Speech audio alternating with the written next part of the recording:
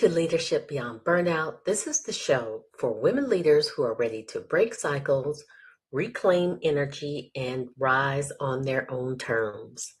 I'm Dr. Kimberly Wilson, speaker, therapist, retreat host, and founder of Leadership and Resilience Consultants. So after decades of service as a Marine, mental health expert, and organizational strategist, I now help women navigate burnout at the intersection of leadership, life transitions, and legacy. So this show is more than just stories, it is a solution.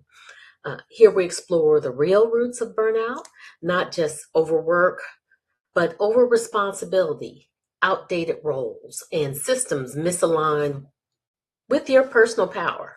Now, through unfiltered conversations, guided strategies, and deep insight, you'll learn how to lead, heal, and succeed without betraying yourself in the process. So if your organization needs culture shifting keynotes, or if your soul needs rest and reinvention through our Reclaim, Release, and Reset retreats, or if you're simply craving community where your burnout is seen as data and not deficiency, you are in the right place. So we're going to stop normalizing exhaustion and start designing a life and leadership that fits you. This is Leadership Beyond Burnout. Let's begin. Thank you so much for being here today. One of the conversations that I think is really important to have is that people just don't wake up one day burned out, right? You get there through one tiny moment at a time. It's almost imperceptible. And today I want to talk about some of those moments when you leave yourself, you abandon everything that your body and your mind is telling you. So when your body says, please no, but your mouth says, of course, I can do that. I've definitely had those moments more than once. Or when your intuition just has a little whisper, something feels off, but you override it to keep the peace and not make the waves. You don't want to seem difficult. So if you're a woman anywhere over 35, and especially ones in positions of leadership, you have been trained to leave yourself for family, for faith, for work, for the greater good in general. So this episode is called When Did You Leave Yourself? And we're going to do some micro rituals to reconnect as women, humans, and leaders. We're going to explore the places that you disconnect from your body and intuition. And I'll share some small rituals or practices that can help you come back home to you. First, let's define what I mean leaving yourself, because that can sound a little vague or a little woo-woo. So leaving yourself is what happens when you ignore your body's signals. You ignore that intuitive sense that you have. You minimize your needs. You silence that inner knowing that's inherent, that you were born with, because you don't want to disappoint. You don't want to rock the boat, or frankly, just be judged.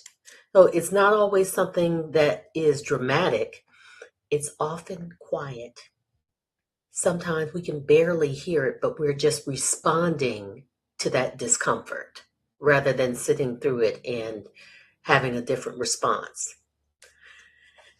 It might look like you being tired, but you say yes. Reluctantly, but you say yes. You're hurt, but you say it's fine, whether that's emotionally, physically, or spiritually. You know that things aren't workable, but you say, I'll make it work. I'll do the impossible. And a lot of times you do. Somehow you overcome all the barriers, all the obstacles, and you break through. But at what cost? Your nervous system is involved in all of this. When you go into hyperarousal, and that's the overdrive state, right? That's when everything is just electric and on fire. You speed up, you fix, you begin to perform. And this is when you say yes automatically. If you think about your car, just imagine your gas pedal is just slammed down without any relief. Now, the opposite of that is when you go into hypoarousal. And this is that shutdown state. And you freeze, you numb, you just go blank. And you might say, whatever is fine. And I know I've definitely had those moments in the past when it actually is not, but you don't have the energy to be able to respond in any type of way. And if we stay with the analogy of the car, this is just when the brake is stuck. It's not going anywhere, you're not moving. So now neither of these states is wrong per se. They are protective.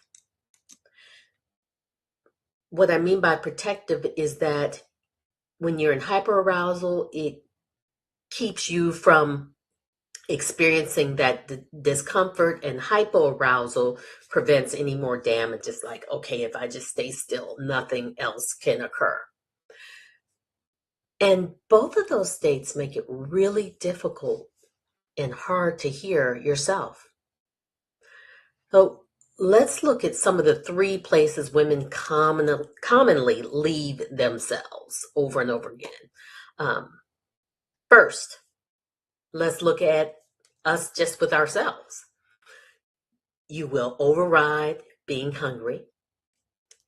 You override when you're tired. You override pain and push through it. And here's one that I still struggle with. You even override the biological imperative to use the bathroom. I will sometimes hold it because let me just get this one more thing done. It's like we're sitting there trying to earn the right to pee, which is insane. So you'll tell yourself, I'll rest after this email, or after this season, or after this crisis, and after never comes, because there's always something else that comes right behind it. You begin to numb out with scrolling, snacks, or busyness instead of just checking in. What am I actually feeling right now? And every time that you do that, you send your body the message, you're not the priority. Second, let's look at another place, just you as a woman in general. You have been the emotional glue. You're the one who remembers the birthdays, smooths out the conflicts, brings family together, keeps everyone connected, whether that's at work or in your family. You agree to caretake or take care of situations because that's what women do. We are nurturers, right? That's what you're telling yourselves. You might laugh off disrespectful comments at gatherings because you don't want to seem too sensitive, or you don't want to be the woman who makes everything difficult. You call your intuition too emotional. You try to disregard it and get hyper rational about why that emotion doesn't make sense. But that emotion is information. And you hand this power to your logic, and logic doesn't live within the body, it's in the brain. So there's a disconnect. What you've learned and what you're essentially telling yourself is that good women absorb. They don't disrupt. They don't rock the boat. So you leave yourself to stay within a role rather than being true to you. Let's look at the third place where we leave ourselves. Sometimes it's just you as a leader, whether that's at work, at your church, in community, at in your relationships, you say yes to more work without any added resources because you can get it done, right? You've done it in the past. You've always made a way out of no way. And you wear that as a badge of honor when it's not. You're depleting yourself. You go along with decisions that your gut says, this just is wrong, because you don't want to be labeled difficult or not a team player, not helping the cause. And then there's all types of complications if it's in the context of your faith, because people will pull out different scriptures to bring you in alignment with what they want you to do. You're the calm one, the steady one, the rock. But you don't have anywhere to take your own storm. Who can handle what's rolling around in that brain and that body? You're not sure because you're so used to absorbing everybody else's storm. So you leave yourself, again, to protect your image, to protect your role, and to maintain your perceived safety. What I'd like to do is to offer you some small rituals to help you reconnect. Now, this might not be everybody, but maybe some of you. Maybe there's one or two things that you engage in. Probably not all of them. Possibly something resonates.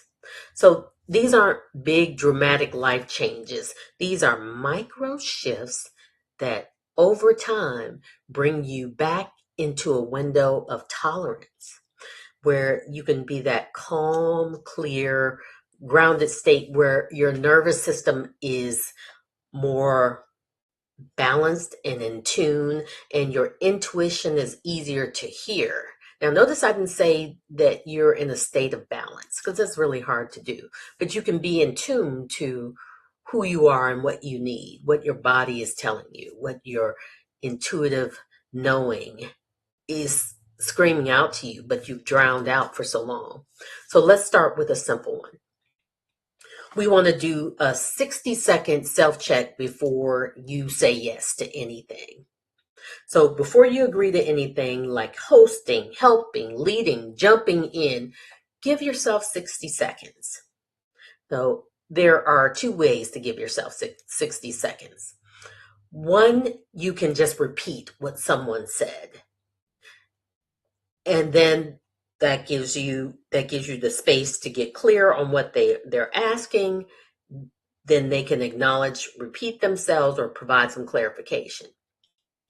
So that's one easy way. Another way is just asking yourself 3 questions in those 60 seconds. 1, what does my body feel right now? And really go through it to figure that out. 2, and when I say what does your body feel, think about is your chest tight? Is your stomach fluttering? Are your limbs heavy? Just figuring out what your body is telling you. Number 2, what do I actually want? Number 3, what will it cost me if I say yes? What is the total cost? Not the commitment that they're asking, but what is your price to do what you're being asked? And instead of answering that question on the spot, you can use this little default line. Let me check my capacity and I'll get back to you. Very simple. Not saying immediate no, but it gives you some space. It buys you some time to stay with yourself instead of abandoning yourself out of pure reflex to avoid the discomfort.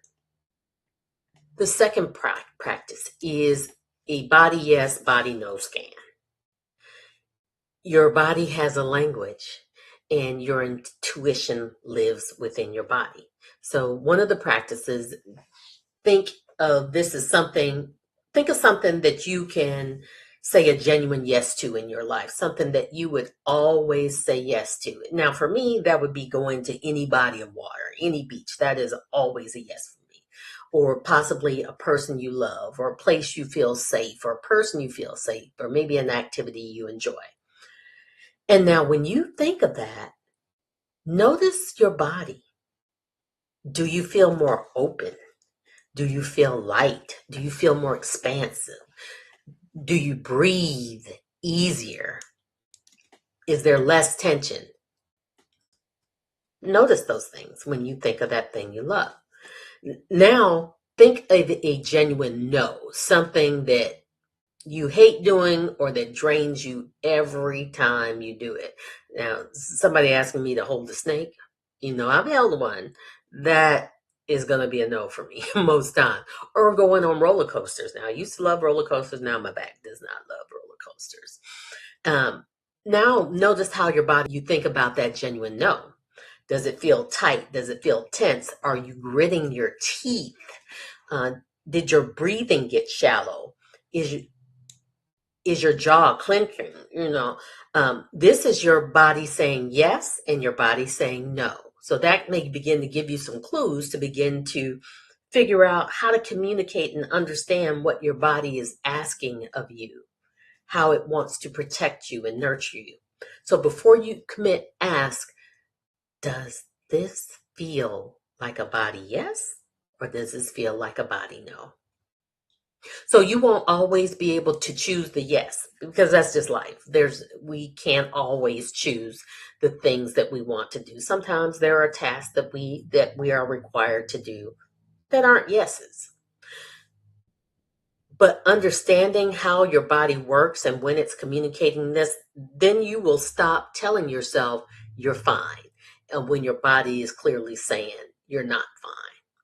So it's just acknowledging your body's experience of this event and possibly your thoughts about it. The third ritual is a 3-breath re-entry. So when you are spun up or you're shut down, right, in hyperarousal or hypoarousal, and you can't hear yourself because you're in those states, you are operating in your amygdala. So we use the breath to get back into the body. This helps your nervous system come back towards center. Try this with me. Inhale through your nose for a count of 4. Then exhale through your nose for a count of 6.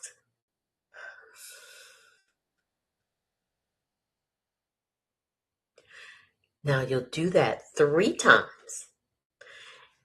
And on each exhale, silently say, let's do it one more time before I tell you what to say. Inhale for a count of 4.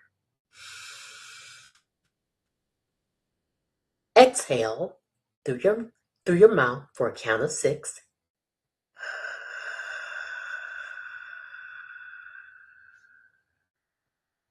I am here. So you can say that out loud or you can say it silently.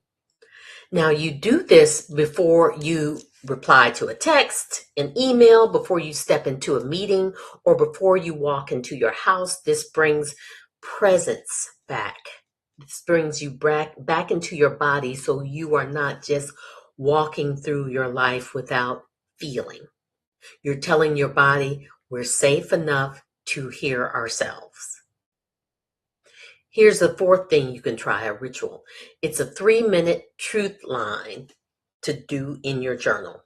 So maybe at the end of the day, grab a notebook and write just for 3 minutes. Not a huge commitment, 3 minutes.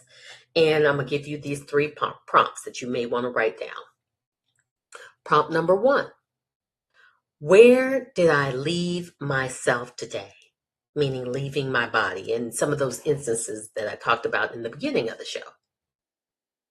Question number 2. Where did I stay with myself? Where and when did I stay with myself? Question number 3.